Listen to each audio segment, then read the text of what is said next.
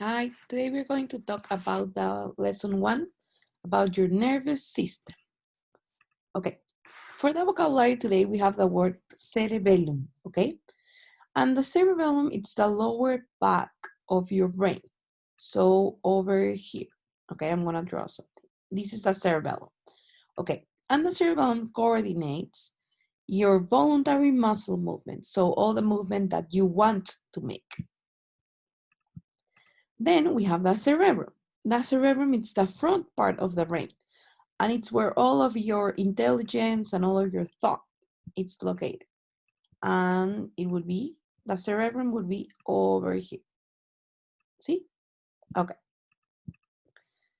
Then we have the cortex. It's a thin gray layer over all the brain that it's responsible for high level thought, for more complex thinking. Then we have the medulla that it's over here. Okay, and that's the lowest part of the brain, and it's the top of the spinal cord. It's at the top of the spinal cord. Okay, and then we have paralysis. Paralysis, it's when you lose the ability to move. Okay.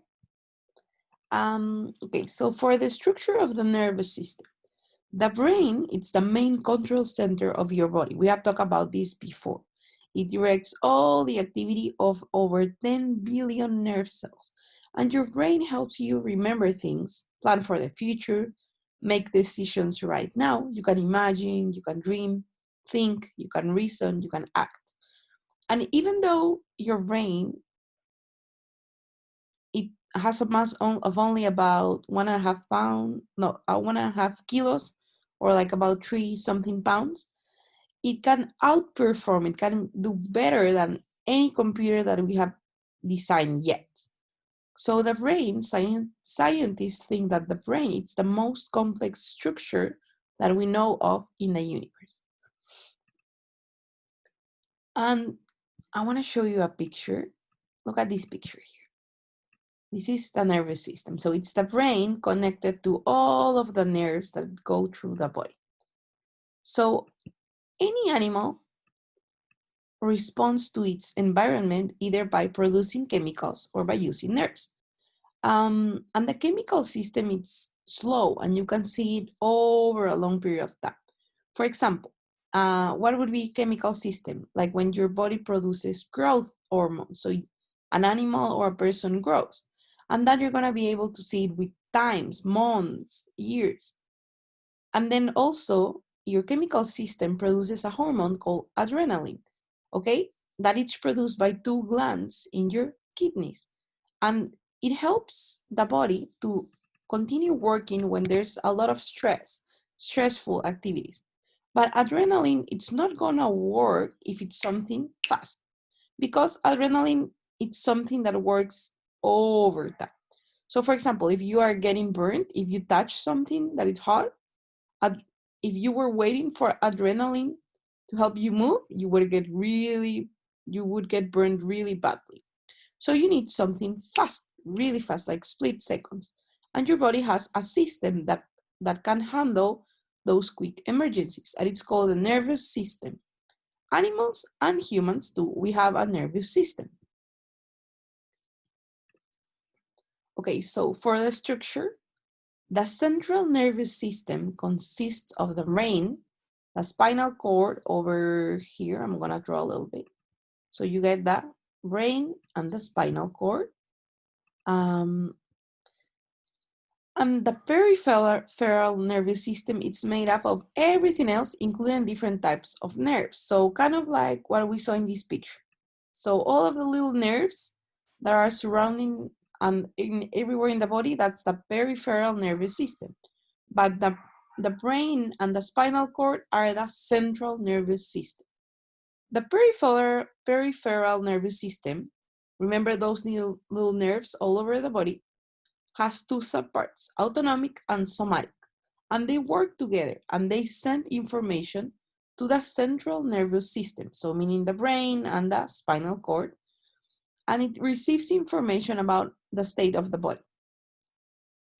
The sense organs themselves, the eyes, the ears, nose, tongue, skin, are part of the nervous system.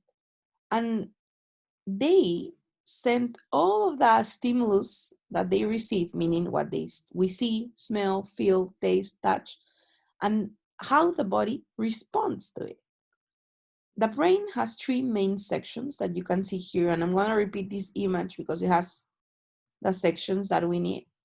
So it has the cerebrum, it has the cerebellum, and it has the medulla.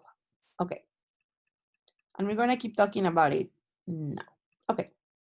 So for the cerebrum, okay, this is where all of your intelligence, all of your thought is. It helps you learn, reason, remember, think, create.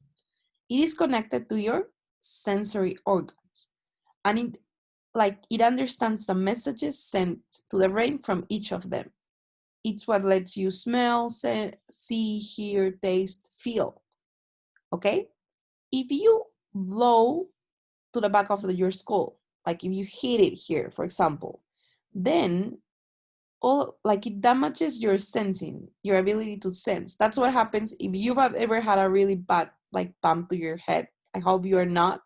But if you have, they have this phrase like seeing stars, like, oh, you're all dizzy. That's because all of your sensing is affected by the bump.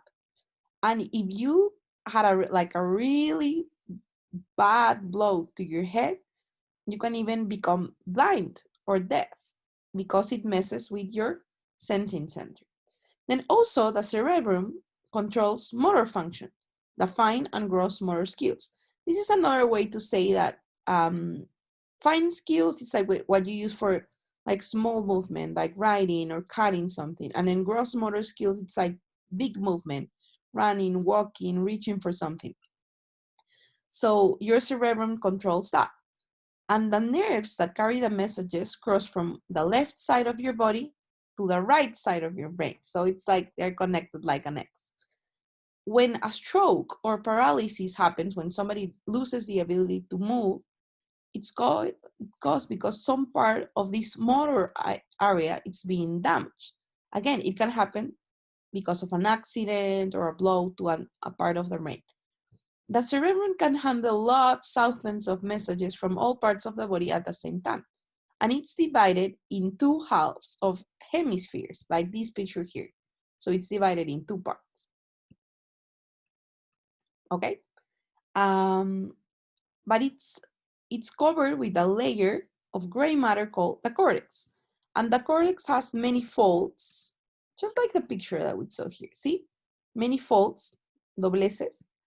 And those folds are called convolutions. And they are really thin, like about 1/8 of an inch, but they are responsible for all higher thought, for all thoughts that are more complicated. And the greater the amount of convolutions of the cortex, the higher the intelligence.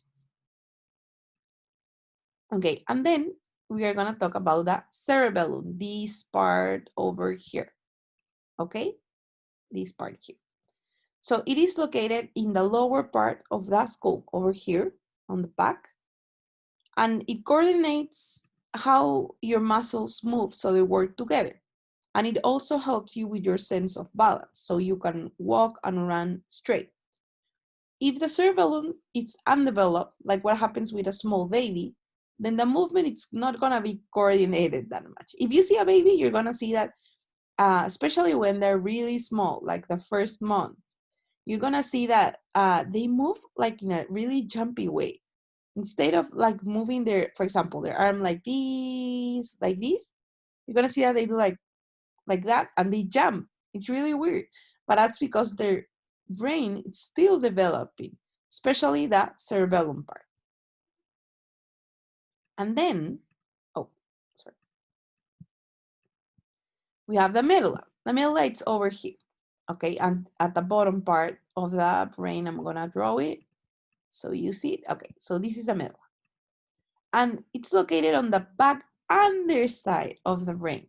And it connects the brain with the spinal cord. And it's the center for breathing and heartbeat and for a lot of reflexes, like sneezing. When you sneeze, that, achoo, that. when you blink with your eyes, when you swallow your food, and all the saliva that you produce in your mouth. It controls all of that.